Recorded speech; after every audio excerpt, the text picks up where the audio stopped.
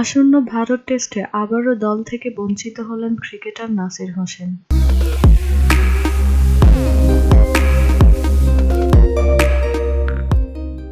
New Zealand সফরের পর এবার ভারত সফরেও জায়গা পেলেন না অলরাউন্ডার নাসির হোসেন।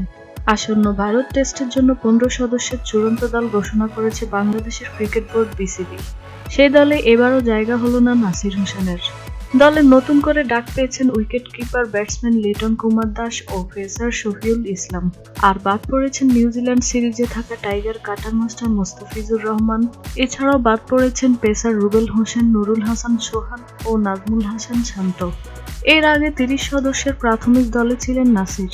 মুস্তাফিজুর রহমানকে নেওয়া হয়নি মূলত তার শারীরিক গঠনের জন্য। এর আগে 30 সদস্যের প্রাথমিক দলে ছিলেন নাসির। ঘরোয়া লিগ বিসিএলে দুর্দান্ত পারফরম্যান্সের পরেও তাকে দলে রাখা হয়নি। অপরদিকে ডাবল সেঞ্চুরি করে দলে ফিরেছেন লিটন।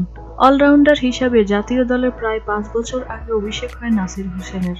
টেস্ট যার গড় আছে 37.34, ওয়ানডেতে গড় রয়েছে 32.35।